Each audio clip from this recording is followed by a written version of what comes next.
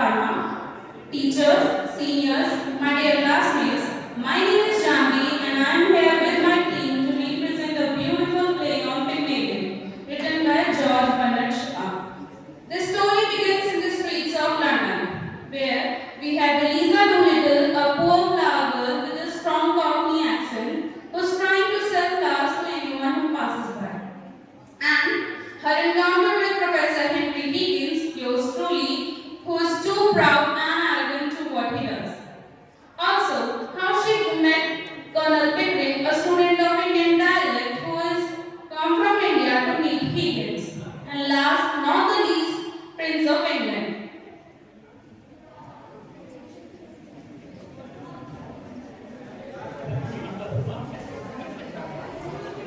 The story begins when one day Eliza was trying to sell flower as usual but had a strange encounter with Higgins and Pickering. Flowers, flowers, a bucket of flowers. Hey, look dear, where are you going? Sorry dear. Flowers, flowers. Won't you buy any flowers from poor goodwill, sir? Sorry, dear. Sorry, dear. I don't have any change. I can please have a flower. Sorry. Oh, where am that? Here, keep the change. Hey, who are you? What do you want from me? Dave, calm down. I mean no harm. So, are you a detective? She was doing no harm. No, actually I'm a professor and I was writing this simple politics while observing her. Boo, so boring. Who? What was that? Why can't English learn to speak? I could teach her how to speak in 6 months and pass her off as a duchess if I wanted.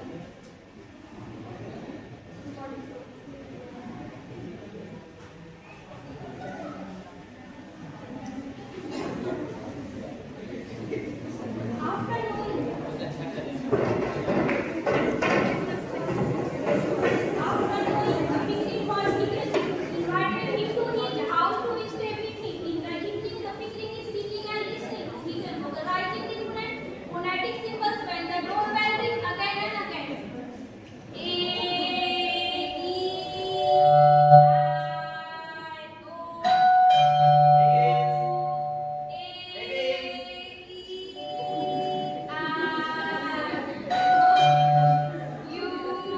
here.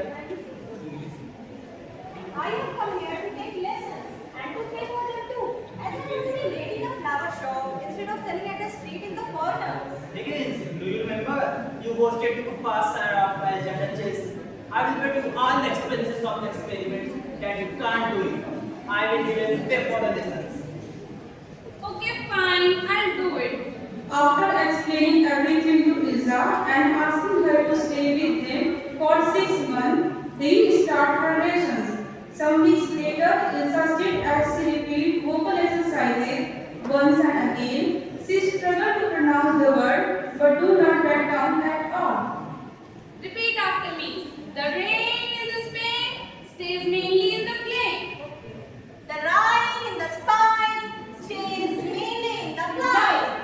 The rain in the Spain stays mainly in the plain. Okay, I will try. The rain in the Spain stays mainly in the plain. Excellent.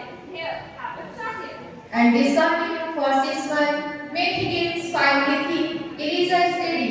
He took Eliza to the ball. She is getting a beautiful dress and moved gracefully. When she encountered with Prince of London, who offered her to dance with him. Professor Henry Higgins and Miss Eliza Doolittle.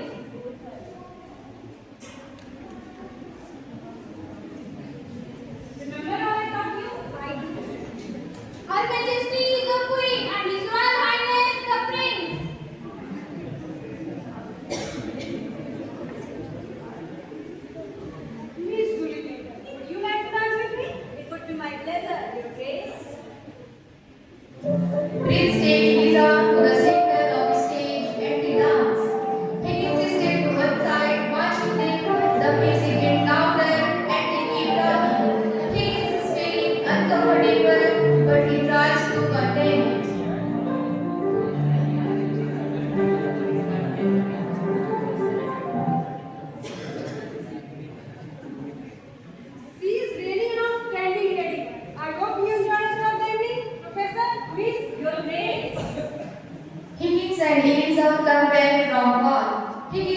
still troubled, but he put on a happy face to celebrate the success with victory.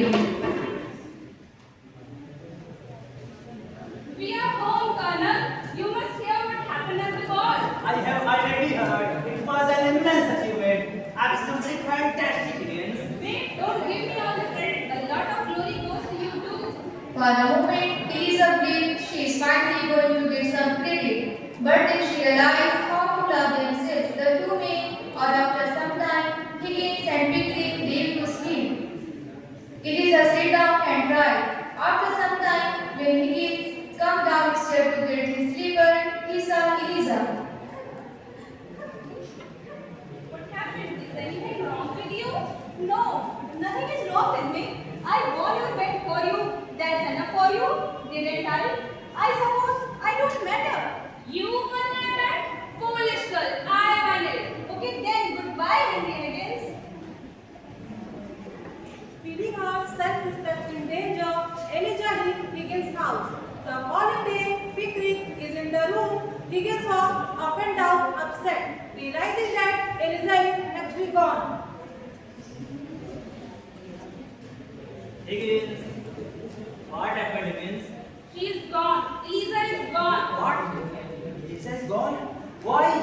Did you bully her again? No, I didn't say anything to her. Maybe that is the problem. Maybe you should have given some credit. Higgins knew he did wrong, but still he was too arrogant and accepted. He is sitting sad to listening Eliza voice recording when Pickering bring a guest in. Higgins! Higgins! You have a visitor! Eliza, what are you doing here? I thought you didn't want it to be here. So did I, but something held me back, Professor Higgins. It would not be fair if I was not grateful for all the things you do for me. You are not fair to me. I worked very hard to learn to speak properly, and all I got from you was mockery. Sir, all I asked was to be treated with respect. You taught me how to behave like a lady, but did not treat me like a one. It hurts. I accept